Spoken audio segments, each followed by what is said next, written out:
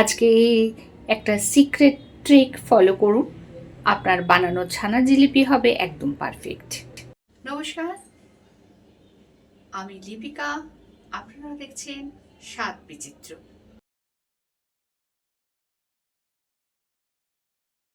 বাইরে থেকে কেনা মিষ্টি অনেক খেয়েছেন, কিন্তু বাড়িতে যদি একদম দোকানের মতো তুলতুলে আর টসটসে রসালো ছানা জিলিপি বানিয়ে ফেলা যায় তবে কেমন হয়? আজ বানাবো মিষ্টি আলুর দিয়ে ছানা জিলাপি। মিষ্টি আলুটার খোসাটা ছাড়িয়ে নেব আর এইভাবে স্টিম করে নেব। পাতলা পাতলা করে কেটে নিয়েছি যাতে সহজে সেদ্ধ হয়। স্টিম করে নেব, তাহলে মিষ্টি আলুটা বেশি জলালো ভাব থাকবে না। যখন স্টিম হয়ে গেছে, ফুটন্ত গরম জল এর ওপরে ছোটো ছিদ্রযুক্ত বাটিতে এইভাবে বসিয়ে দিয়েছি। মোমো স্টিমার আমি ব্যবহার করেছি। তো ওইভাবেই আমি মিষ্টি আলুটাকে স্টিম করে নিলাম। একটা অন্য পাত্রে ঢেলে নেব, দিয়ে একটুখানি ঠান্ডা হচ্ছে, যেহেতু হাতে করে আমি ধরে গ্রেট করে নিচ্ছি সেহেতু একটু ঠান্ডা করে নিয়েছি।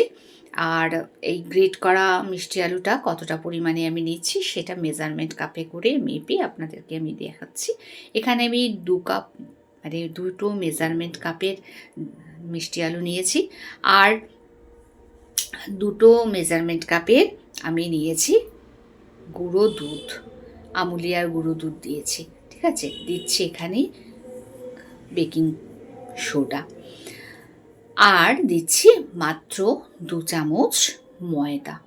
ঠিক আছে, এইগুলোকে এবার খুব সুন্দর করে মেখে নিয়েছি, একদম টাইট করে মেখেছি।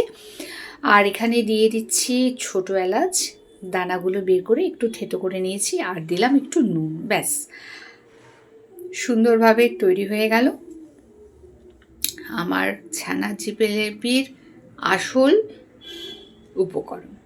তো অনেকেরই অভিযোগ থাকে যে বাড়িতে ছানা জিলিপি বানাতে গেলে জিলিপি শক্ত হয়ে যায়, ভাজার সময় ফেটে যায় বা ভেতরে রস ঠিকমতো ঢোকে না। কিন্তু আমি আপনাদের সাথে যেভাবে সিক্রেট টিপস শেয়ার করলাম, এইভাবে ফলো করলে কিন্তু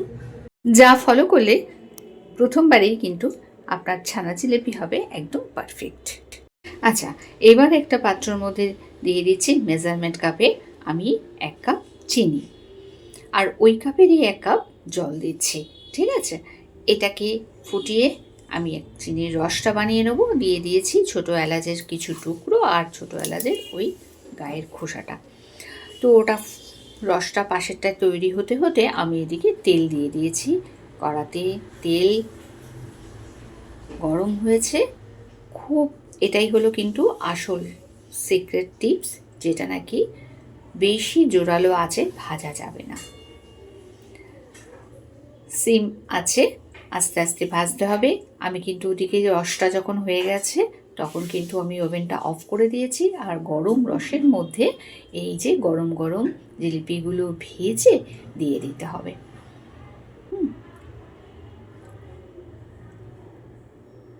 এইভাবে যদি আপনারা তৈরি করেন তাহলে ভিডিওটি ভালো লাগলে চটপট একটা লাইক করে দিন, বন্ধুদের সাথে শেয়ার করুন, আপনার মতামত কমেন্টসে জানান।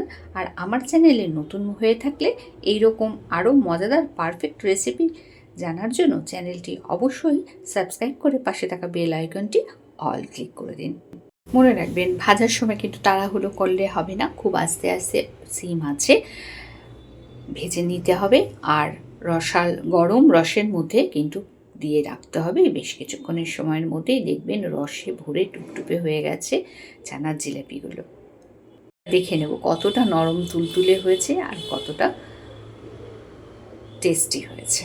দারুণ। ফিরছি তবে আগামী পর্বে। সঙ্গে থেকে সম্পূর্ণ ভিডিও দেখার জন্য অনেক ধন্যবাদ।